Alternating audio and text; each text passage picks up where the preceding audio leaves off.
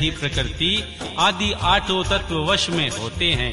भगवान शिव का कृपा प्रसाद प्राप्त करने के लिए उन्हीं का पूजन करना चाहिए।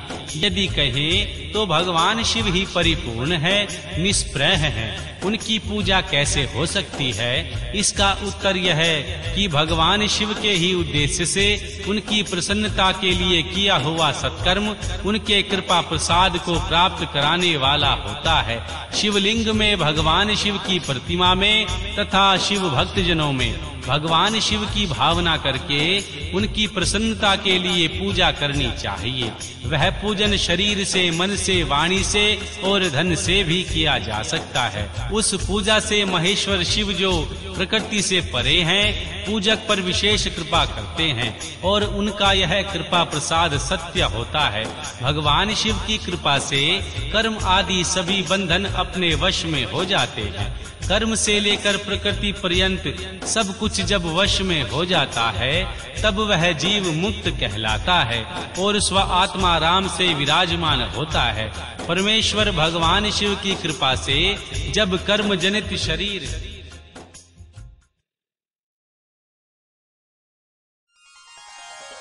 अध्याय 1 व 11 प्रणव के वाचाट रूप सदाशिव के स्वरूप का ध्यान, वर्णा आश्रम, धर्म के पालन का महत्व, ज्ञानमयी पूजा, संन्यास के पूर्वाग्भूत नांदी श्राद्ध एवं ब्रह्मयज्ञ आदि का वर्णन।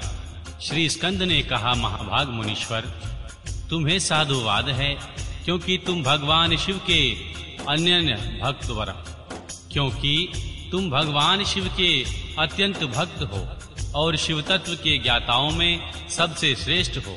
तीनों लोकों में कहीं कोई ऐसी वस्तु नहीं है जो तुम्हें ज्ञात ना हो, तथापि तुम लोक पर अनुग्रह करने वाले हो, इसलिए तुम्हारे समक्ष इस विषय का वर्णन करूंगा। इस लोक में जितने जीव हैं, वे सब नाना प्रकार के शास्त्रों से मोहित हैं। परमेश्वर की अति विचित्र माया ने उन्हें परमार्थ से वंचित कर दिया है। अतः प्रणव के वाचार्थ भूत साक्षात महेश्वर को वे नहीं जानते। वे महेश्वर ही सगुण निर्गुण तथा त्रिदेवों के जनक पार ब्रह्म परमात्मा है। मैं अपना दाहिना हाथ उठाकर तुम्हें शपथ पूर्वक कहता हूँ कि यह बात सत्य है, सत्य है और सत्य है। मैं बारंबार इस सत्य को दोहराता हूँ क्योंकि प्रणव के अर्थ का साक्षात भगवान शिव ही रूप है। श्रुतियों, स्मृति, शास्त्रों, पुराणों तथा आगमों में प्रधानतः उन्हीं को प्रणव का वाच्यर्थ बताया गया है, जहाँ से मन सहित वाणी उस परमेश्वर को ना पाकर लौट आती है। जिसके आनंद का अनुभव करने वाला पुरुष किसी से डरता नहीं।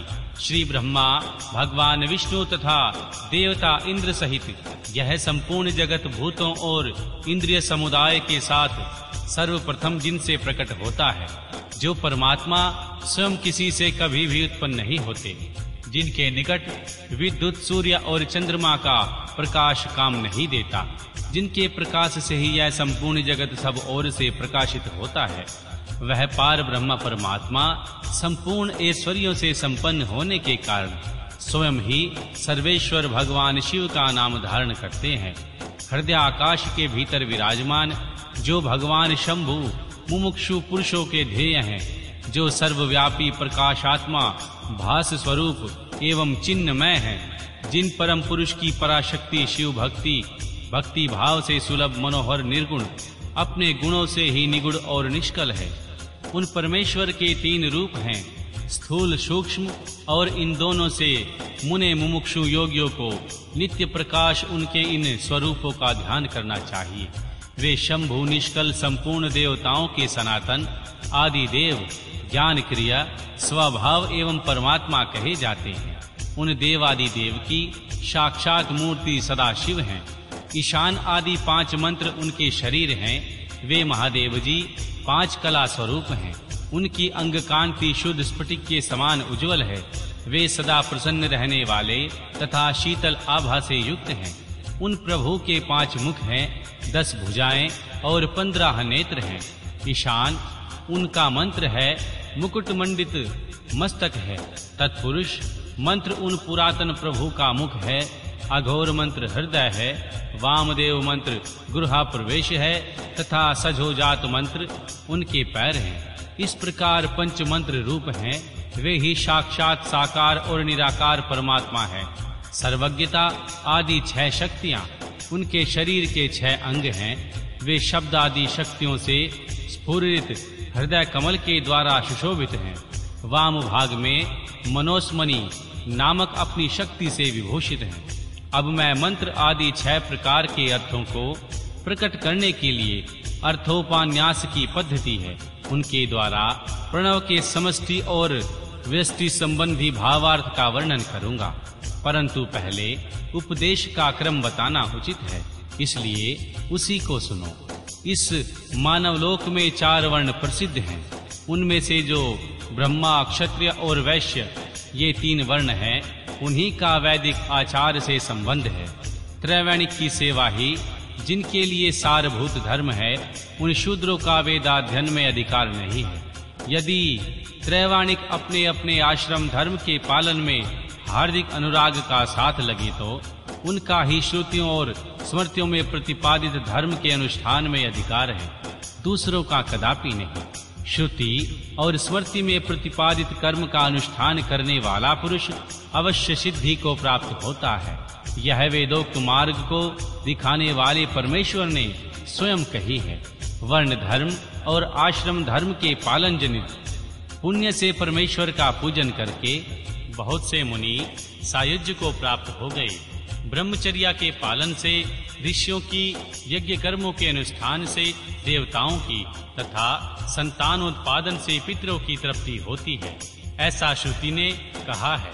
इस प्रकार ऋषिगण, देवगण, ऋषिगण तथा पितृऋण इन तीनों से मुक्त हो वानप्रस्थ आश्रम में प्रविष्ट होकर मनुष्य शीत उष्ण तथा सुख दुखादि द्वंद्व को सहन करते हैं। जितेंद्रिय तपस्वी और मितामारी हो, यम नियम आदि का योग अभ्यास करें, जिनके बुद्धि निश्चल तथा अत्यंत दृढ़ हो।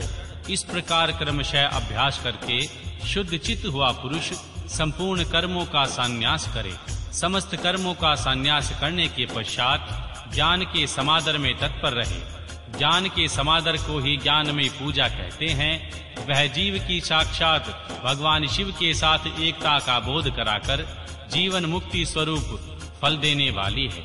यतियों के लिए इस पूजा को सर्वोत्तम तथा निर्दोष समझना चाहिए। महाप्राज्ञ, तुम पर स्नेह होने के कारण लोकानुग्रह की कामना से मैं उस पूजा की विधि बता रहा हूँ, सावधान होकर सुनो।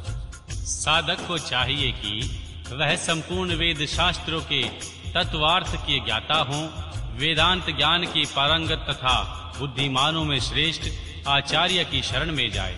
उत्तम बुद्धि से युक्त एवं चतुर साधक आचार्य के समीप जाकर विधि पूर्वक दंड प्रणाम आदि के द्वारा उन्हें यत्न पूर्वक संतुष्ट करे। फिर गुरुजी की आज्ञा से 12 दिनों तक केवल दूध पीकर रहे। तदनंतर शुक्ल पक्ष की चतुर्थी या दशमी को प्रातः काल विधिवत स्नान कर शुद्ध चित्त हुआ विद्वान साधक नित्य कर्म करके गुरु को बुलाकर शास्त्रोक्त विधि से नंदी श्राद्ध करे। नांदी श्राद्ध में विश्व देवों की संज्ञा सत्य और वसु बताई गई है।